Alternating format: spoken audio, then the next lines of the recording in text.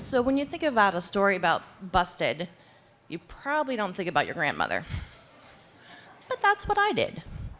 So yesterday would have been her 97th birthday.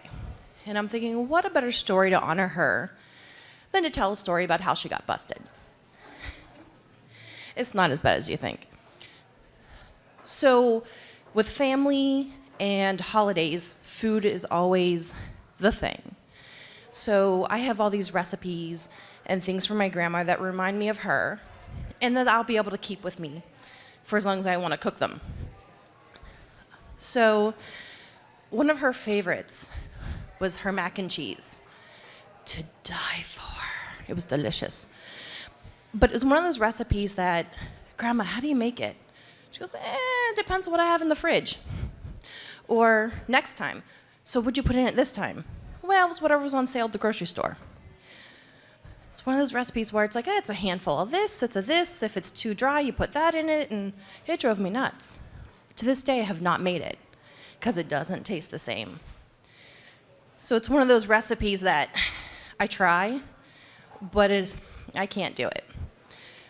Then, that was Thanksgiving usually. Christmas gifts were always brandied peaches. This recipe is simple. Can of peaches, dump them out, keep the peaches, get rid of the juice.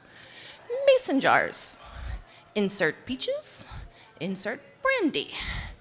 Leave it for about a week or 6 months, if it lasts that long, and you're good to go. That's one I can always do. That's a great gift for people. Then it came to the secret family recipe for the Christmas rum cake. And she would make it, and it was delicious. And she'd always have it. We'd at least have one, sometimes two, because then we'd freeze one, so that when we had hankering around January, February, there was always some in the freezer. And as she got a little bit older, into her early 90s or so, it started to get a little bit harder, and then she finally said to me, now, Carly, you have to pass on this tradition. And I'm like, oh, man. I'm like a little nervous here. My mom didn't even get it. My dad's not a baker, neither is my brother, so family recipe falls on me. So she said, I still got some time. I'm still good. So we go a couple years, and then finally she says, I need you to help me make it. So she pulls the ingredients out. And I'm like, okay, a box cake mix. Okay, well, back when she started making things, that's what you did. And there's the rum. Not the 150 proof that someone accidentally picked up for her once when she made a whole series of rum cakes for her senior citizen apartment building. Yeah, we made sure to tell them which bottle to tell someone to pick up for her, because that was they had fun.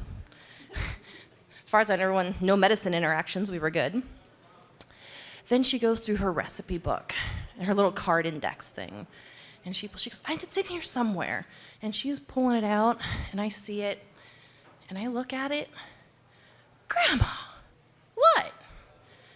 It's a recipe card from Bacardi that they handed out with the liquor in 1972. So the family secret recipe is really not a secret.